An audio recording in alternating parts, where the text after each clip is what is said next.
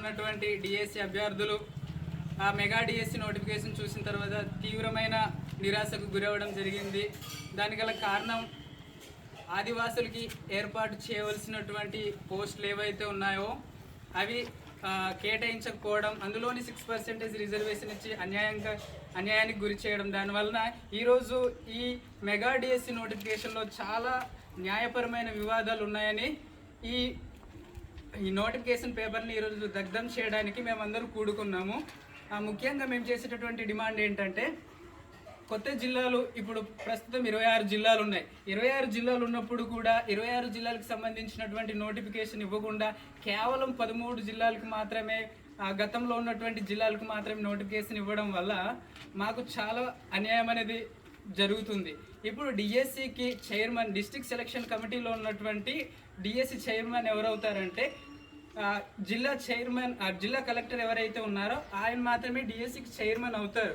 కానీ ఇప్పుడున్నటువంటి సిచ్యువేషన్లోని కలెక్టర్ ప్రతి 26 జిల్లాల్లో ఉన్నారు. అయినప్పటికీ కూడా వారి యొక్క చైర్మన్షిప్ని కాదనుకొని కేవలం పాత జిల్లాలకు మాత్రమే, పాత కలెక్టర్లకు మాత్రమే ఇవ్వడం జరిగింది. దీంట్లో న్యాయ వివాదం అనేది కనిపిస్తుంది.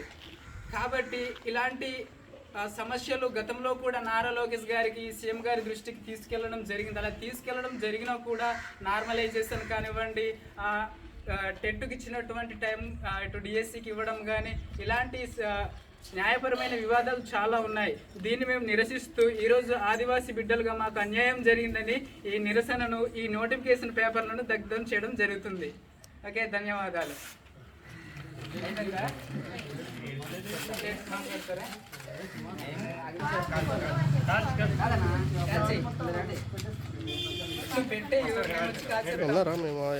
ఓకేనా, వంటమాడు కదా మీరు. ఓ సారీ మర్చిపోయా.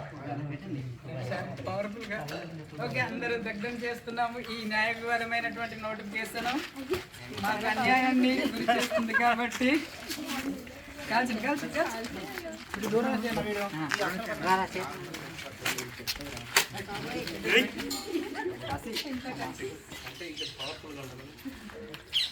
మాకు న్యాయం జరగాలని అందరినీ కోరుకుంటున్నాం.